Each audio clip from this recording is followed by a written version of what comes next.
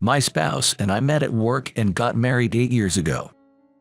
Ever since we were newlyweds, we always talked about having children as soon as we could. But it was difficult for us to conceive, and 5 years into our marriage, we went for fertility tests at the hospital. It turned out the issue was with my husband, so he started attending a fertility clinic. He was prescribed medication which he took regularly, but there was no significant improvement. I also took supplements to increase my chances of getting pregnant. And we both tried hard, but after 8 years of marriage, I never got pregnant. We were gradually becoming mentally exhausted. Slowly, our arguments increased and our relationship grew cold. Then one day, while my husband was out, his co-worker, Brown, called our home phone. Hello. Long time no see, this is Brown, do you remember me? Oh, yes, of course, I remember you. But why the sudden call? Don't tell me, has something happened to my husband? Suddenly worried that something might have happened to him, I was alarmed.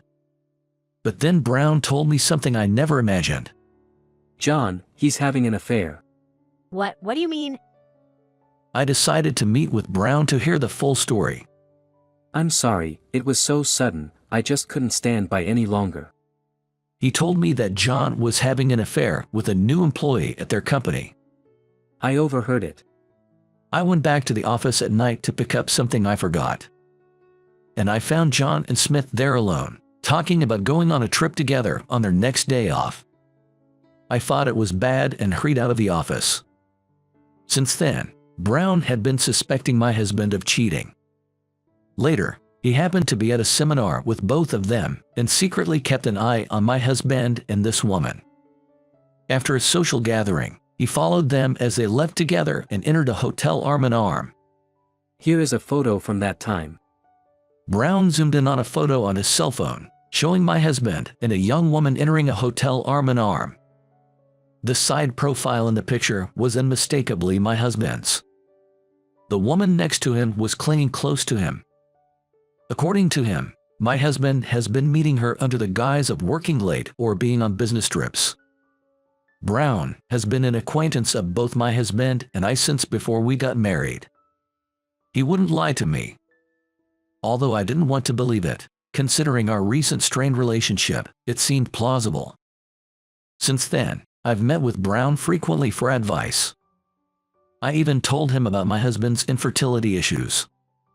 Brown listened attentively as I pondered over what to do about my marriage moving forward. John, your wife is so beautiful, it's unbelievable that you would cheat. There's evidence. You might want to start preparing for a divorce. That day, I was drunk. I heard from my husband that he was going on a business trip and would be away. But he must have been out with that woman from the photo. Brown thought so too. It's so frustrating. I don't remember much from that night because I drank too much. When I woke up, I was lying on a hotel bed. I had a message from Brown on my phone. He said he had drunk so much that he lost his memory and stayed at the same hotel, and he had already headed to the office. Then, something surprising happened. A few weeks later, I discovered I was pregnant. That night, I had suspected it might be the case. The child is likely Brown's. I could keep this a secret and pretend it's my husband's child. But I didn't want to do that. I didn't want to lie. Also, there was a feeling of revenge for my husband's infidelity. Either way, I couldn't see myself being happy staying with my husband. When I told Brown about it, he immediately suggested I leave my husband and come to live at his place. So, I brought up divorce. I cheated. I can't stay with you anymore. Let's separate. I'm pregnant. Looking at the divorce papers I presented, my husband stared at me in despair. You cheated too, right? What are you talking about? Me cheating? And you're pregnant? What do you mean? That's what it means. So, it's because I can't get you pregnant. My husband murmured. He stared at the divorce papers in his hands. Afterward, we submitted the divorce papers to the city hall, and I moved my belongings to Brown's apartment. After some time, Brown, who was initially kind, began to grow irritated with the baby's crying and started to become violent towards me. Unable to endure it any longer, I left him when our daughter turned 2 and returned to my parents' home with her. Why did it all turn out like this? I was blessed with a child, but in the end I couldn't have a happy family. Grandchildren really are precious, aren't they? She even smiles like me, my mom said. Fortunately, my parents adored their granddaughter. I started working at a local supermarket during the day while my mom looked after my daughter. The standing job was very tough at first, and I came home exhausted every day. But seeing my daughter's adorable smile always soothed me. Oh, don't scratch so much, it'll leave marks, I would say. My daughter was being treated for severe eczema and went to the hospital regularly, but her symptoms hardly improved. I need to find a gentle soap for her skin. Oh, this might be good. One time, I found a product online called hand-made herbal soap.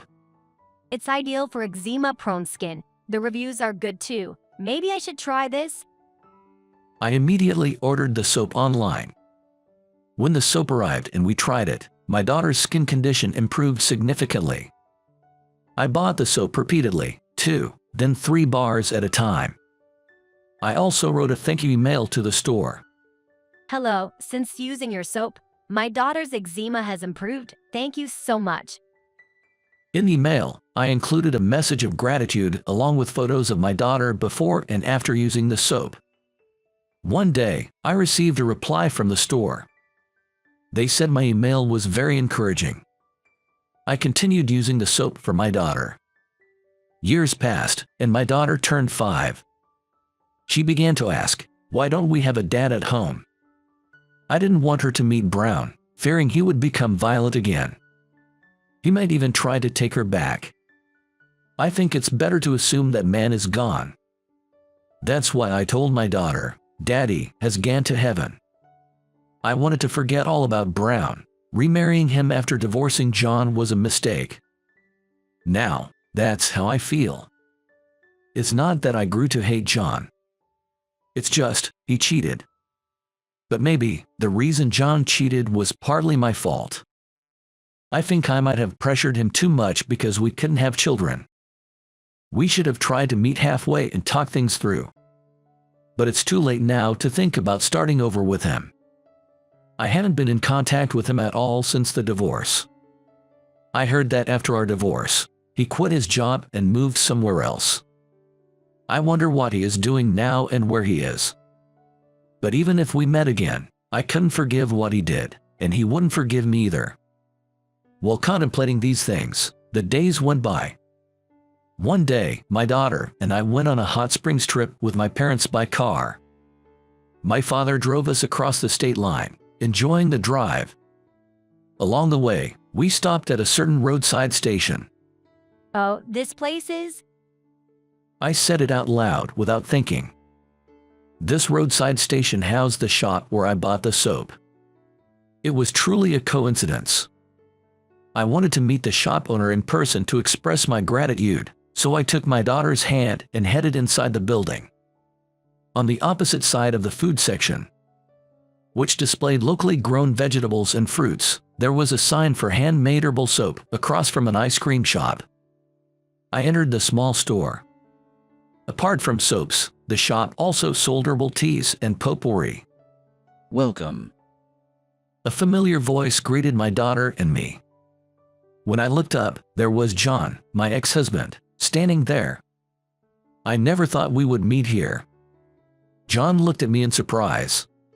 Mary. John. We stood there in silence for a while. Then my daughter asked, Mommy, who is this man? This person is someone Mommy knows. It's been a while, Mary. Can we talk for a bit? John said, so I nodded. I left my daughter with my parents and went into the cafe next door. It had been 6 years since we parted. His face had a few more wrinkles and some gray hairs were appearing. We took a seat and ordered hot coffees. I had no idea you were the person at that store. As I started the conversation, he gave a shy smile. I left the corporate world and started helping out with a friend's farm while launching my own business. It's been well received online and it's making a decent profit. I was surprised when I saw your order come through. And here I was sending you an email without even knowing it was you. I was happy to receive it, but I never expected you to actually visit the store. I just happened to pass by and decided to stop in. He told me that after our divorce, he was so shocked that he couldn't work for a while. But when he bravely moved to a vacant house in the countryside, the neighbors were all very kind, and one of them taught him farming. Helping with the farm work, his emotional wounds began to heal. Now, he rents a corner of that farm to grow herbs and sell soaps and herbal teas. Then he asked, "How's Brown?" I left him. When I told him, he was surprised. I explained that I had suffered domestic violence from Brown. I never would have guessed he could do something like that. And you didn't seem like someone who would cheat. At that, John looked astonished. What are you talking about with cheating? What do you mean you were cheating, weren't you? No, I wasn't. It seems there's a misunderstanding.